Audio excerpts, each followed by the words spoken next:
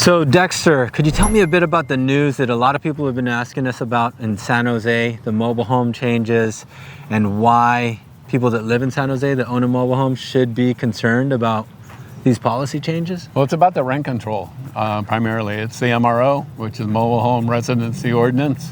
There's some changes in there, quite a few actually, that we don't really disagree with.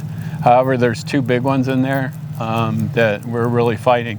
The one is the de-vacancy control, and what that does is that allows them to take the space rent and bump it up 10% on the sale of a home. Now, if it's going to your spouse, the home is being sold to your spouse or to your kids or something like that, it does not go against that sale. It's only if you sell your home outright to somebody, a public person, but they can up the space rent by 10% instead of the traditional 3%. So it limits the amount of house buyers you'll be able to attract, and it actually takes a hit on your home equity. So that's the big one, is the de-vacancy control that we're fighting. And the other one is the capital improvements versus park maintenance.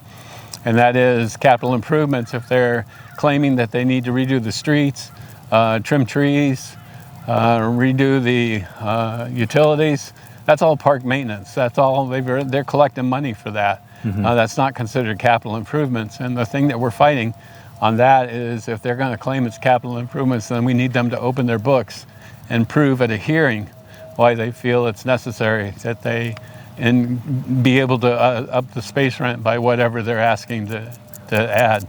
Yeah. So those are the two big things that we're fighting. We're fighting the capital improvements, and then we're fighting the de-vacancy control. Yeah. So a lot of people have bought into San Jose because of the very strong rent control, and they're trying to change it now. How could that affect kind of affordable housing? How does that affect your value of your home? Well, right now it would take a hit on, like I said, on your equity. It would take a hit on how many buyers would be able to buy your home, because I think they have to come up with like 3 times something. I forget what the word is. The housing payment. Yeah, 3 times, which of course limits the amount of buyers that would be able to come up with that sum of money. Yeah. If they make these changes, and that's a hit on your home equity, and it lessens the amount of buyers that would be available for your home. So there's that hit. The de-vacancy control, that's a big one, because that bumps your space rent up by 10%. So right now it's 3%. Yeah. And if this passes, is it a good thing for mobile homeowners, or how do you see it? No, I don't see it as a good thing. I see it as a bad thing. Yeah. And that's why I'm out here lobbying against it, trying to unite all the mobile homeowners. Back in, I forget when it was, 2020, or we did the opt-in. And we packed the city hall, we packed the council chambers. Yeah. We had 88 people that stood up and spoke regarding the opt-in, and they ended up calling the meeting at 11:30 at night, and it was a unanimous vote. And that worked. That was big. And that's where we need all the mobile home residents to band together. We need to be united as a group. It seems like not a lot of people know about this. And why do you think that is, and why should we share that info? The reason people don't know is because they tried to pass it through. They tried to pass it through as quick as they could because it's benefiting the park owners, not the residents. And they tried to put it through. In fact, they sent out a mailer last month that had advertisement for the meeting, for the date and time, and it had the location as the 5th floor of City Hall, which the meeting was not on the 5th floor in the tower. It was actually over in the annex. So they purposely sent out a mailer with the wrong information on it. Yeah. And that's part of what's going on. They're trying to sneak this through without the residents catching on. Yeah. So it's people like myself and like others that are out here trying to advocate for the residents as to what they're up against and why we need to be together as a group. I was shocked myself hearing about it. And usually I'm first to hear about a lot of this stuff.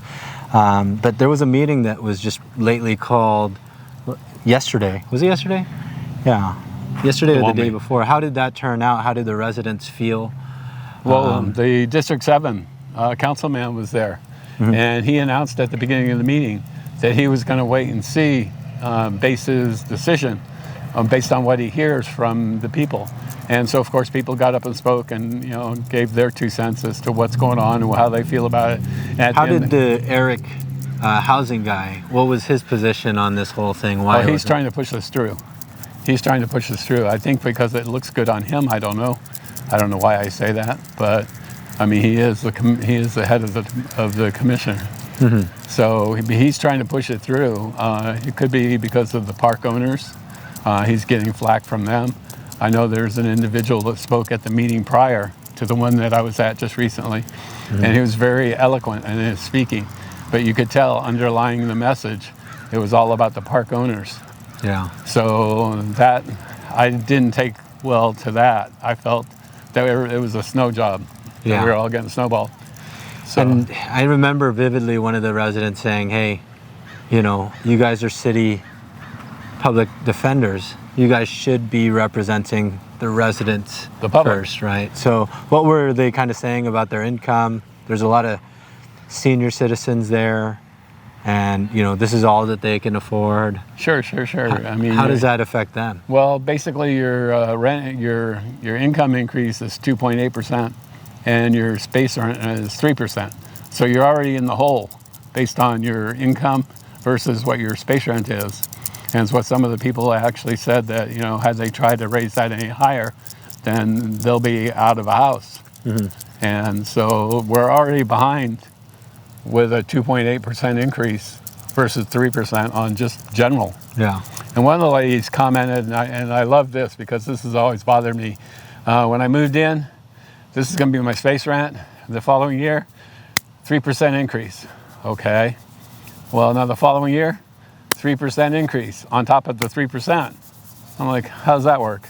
Following year, another 3% on top of the previous 3%, the previous 3%. Now I'm 18 years here. God knows how many 3% I've had. But it's not based on the base rent. It's based on what the rent was last year.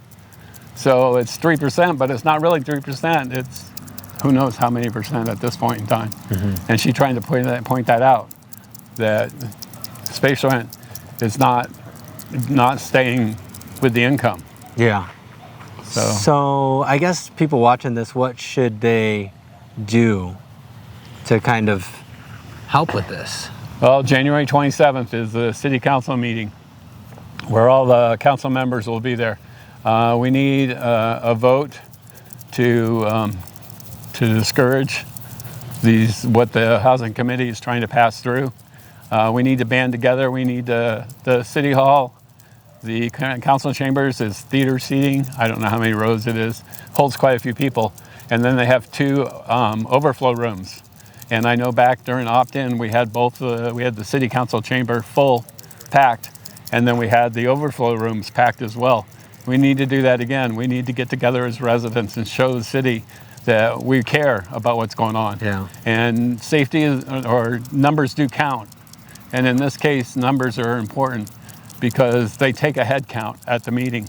Yeah. And that head count's important. They actually go by that, by how many residents actually care and show up. Yeah. So that's why we need together. I keep telling everybody we need to unite. We're a front coming through, and it's the residents against the Housing Commission. Mm-hmm. And the only way that we're going to win is if people show up and actually attend the council meeting on the 27th, 5:45 p.m. Yeah. You park in the parking garage underneath. Bring your parking ticket with you so you can get it validated. The parking garage is off of 6th Street. The address is 200 East Santa Clara Street for the City Hall. And like I said, the meeting will be in the annex room. It will not be in the tower. Yeah.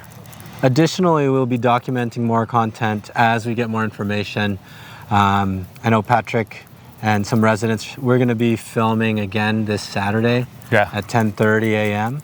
So see if we can if you'd like to, the goal of that is to kind of share your voice so we can send this to council members before their vote on the 27th, because the 27th they'll be making their vote. They're probably already fully decided. The more attention we can bring to it earlier, the better. Right. I know that we got the approval from District 7 at the end of the meeting. He actually said, after listening to everybody and everything like that, he goes, "I'm with you guys. I back you." And that was a big win. That was one council member that's in our pocket, so to speak. Yeah. But we need, I don't know how many councilors there is. I think it's a 6. I think we need a 6th vote or something like that. I Yeah. forget how many numbers. But we need the council members to realize what we're up against, and income and housing, and this is affordable. I Yeah. live in a park that has 723 homes. 723 homes. We're the biggest park in the city of San Jose. And there's a lot of elderly here. There's a lot of low income. There's a lot of families. And this is their only way of living. So you take this away, you put a whole bunch of people out in the street, which we already have a homeless problem. We don't need to add to it. Yeah. So Well, thanks for speaking on this, and we'll share it. And then, yeah, thanks for your support on all this stuff. thank you for caring. Thank you for actually advocating for this. Thank you for caring. Cool. Thanks, Dexter. You're welcome.